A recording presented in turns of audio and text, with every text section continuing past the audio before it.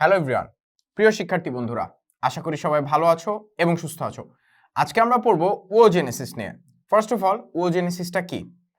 Oogenesis is the process by which ovum is form. অর্থাৎ oogenesis হলো সেই প্রক্রিয়া যার মাধ্যমে একটি ডিম্বাণু বা ওভামের ফর্মেশন হয়। এটা স্পার্মাটোজেনেসিসের সাথে খুবই সিমিলার এবং রিটার্নের জন্য খুবই ইম্পর্টেন্ট। সো আজকে আমরা ওজেনেসিসের প্রসেসটা দেখব, পাশাপাশি একটা ওভামের স্ট্রাকচারটা কেমন সেটাও দেখে নিব। তো চলো আমরা স্টার্ট করে দিই।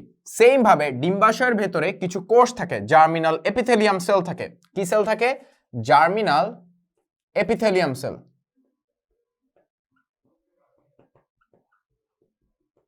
জার্মিনাল এপিথেলিয়ামের এই সেলগুলোর থেকে কিছু কিছু সেল আকারে বড় হয়, ম্যাচিওর হয়। এগুলোকে আমরা বলতেছি জনন মাতৃকোষ। এই জনন মাতৃকোষে মাইটোসিস কোষ বিভাজনের হয়ে হয়ে একটা কোষ খুবই ম্যাচিওর হয়, সেটাকে আমরা বলতেছি উওগোনিয়া বা উওগোনিয়াম। এই উওগোনিয়া হচ্ছে সংখ্যা বৃদ্ধি পর্যায়ের ভেতরে পড়বে। স্পার্মাটোজেনেসিসকে আমরা যেভাবে তিনটা আলাদা আলাদা ফেজে ভাগ করছিলাম, ওজেনেসিসকেও আমরা একইভাবে তিনটা আলাদা আলাদা ফেজে ভাগ করব। এটা হচ্ছে সংখ্যা বৃদ্ধি পর্যায়, একটা হচ্ছে বৃদ্ধি বা ম্যাচুরেশন ফেজ, লাস্টে হচ্ছে পূর্ণাঙ্গতা প্রাপ্তি বা ফাইনালাইজেশন ফেজ। তো এই সংখ্যা বৃদ্ধি পর্যায়ে এই যে জনন মাতৃকোষটা বা জার্মিনাল এপিথেলিয়ামটা, সেটা সংখ্যায় অনেকগুলো হয়ে হয়ে আলটিমেটলি একটা উওগোনিয়াম ফর্মেশন করবে। এরপরে আমার যে বৃদ্ধি পর্যায়ে এই উওগোনিয়ামটা তোমার মাইটোসিস কোষ বিভাজনের মাধ্যমে কিসে কনভার্ট হবে? প্রাইমারি ওসাইটে কনভার্ট হবে।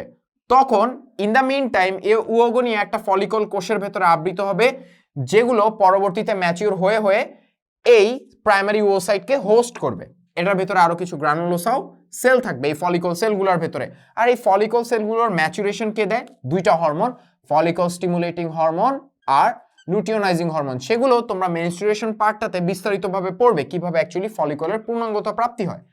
সো এই ফলিকলের ভেতরে প্রাইমারি ওসাইটটা আছে। এই প্রাইমারি ওসাইটটা এরপরে ফার্স্ট মাইটোসিস কোষ বিভাজন করবে। সো এখানে হচ্ছে কি, সরি, মিওসিস কোষ বিভাজন করবে। মিওসিস 1 করলো সে। মিওসিস 1 করে কিসে কনভার্ট হবে? সেকেন্ডারি ওসাইটে কনভার্ট হবে। ইন দ্য মিন টাইম এই যে ফলিকলটা, যেটার ভেতরে এই প্রাইমারি ওসাইটটা ম্যাচিওর হচ্ছিল, সেটা ম্যাচিওর হয়ে যাবে, সেটাও পূর্ণাঙ্গ প্রাপ্ত হবে। এই ধরনের ফলিকলকে আমরা বলি গ্রাফিয়ান ফলিকল। সো একটা গ্রাফিয়ান ফলিকল কি হোস্ট করে? একটা প্রাইমারি ওসাইট হোস্ট করে।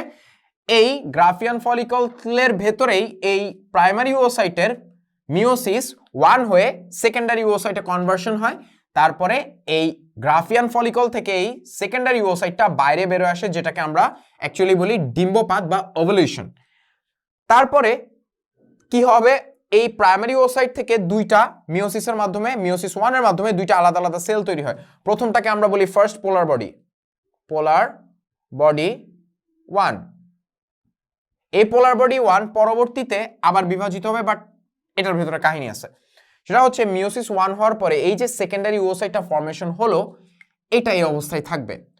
যদি একটা স্পার্ম এসে একটা ওভামকে ফার্টিলাইজ করে, তখনই কেবলমাত্র এই সেকেন্ডারি ওসাইটটা আমার ওভামে কনভার্ট হবে মিওসিস 2 এর মাধ্যমে। সো এখান থেকে শুরু করে ওভামে কনভার্ট হওয়ার জন্য কি হওয়া লাগবে? মিওসিস 2। দ্বিতীয় মিওটিক বিভাজন হওয়ার মাধ্যমে এই সেকেন্ডারি ওসাইট ওভামে কনভার্ট হবে। কখন? যখন একটা স্পার্ম একে ফার্টিলাইজ করবে। স্পার্ম যদি ফার্টিলাইজ করে, ফার্টিলাইজ মানে নিষেক, ফার্টিলাইজ করে।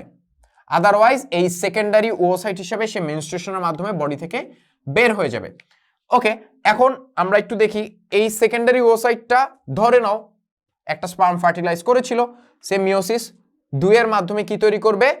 দুইটা আলাদা আলাদা টোটাল কোষ তৈরি করবে। এই যে পোলার বডি, এখান থেকে আলাদা আলাদা দুইটা সেল তৈরি হবে, একটা হচ্ছে পোলার আর একটা পোলার বডি তৈরি হবে, এবং আমাদের যে সেকেন্ডারি ওসাইট ছিল সেখান থেকে অ্যাকচুয়ালি ওভামটা ফর্মেশন হবে। এখানে দাগটা একটু রং হয়েছে, এটা এই দিক দিয়ে যাবে, এই যে এই দাগটা। ওকে, সো এই সেকেন্ডারি ওসাইট ওভাম ফর্ম করলো, আর আরেকটা পোলার বডি ফর্ম করলো, আর হচ্ছে আমাদের যে পোলার বডি 1 ছিল সেটা আবার আরো দুইটা পোলার বডি ফর্মেশন করে। সো এটা ছিল ওভারঅল ওভলিউশন, মানে আমাদের যে ওজেনেসিস সেটার প্রসেস। এই ওভাম ফর্মেশন হয়ে গেল। এবার ওভামের স্ট্রাকচারটা আমরা একটু দেখি। সো তোমাদের সুবিধার জন্য আমি পুরো প্রসেসটা একটু আরেকবার এক্সপ্লেইন করি।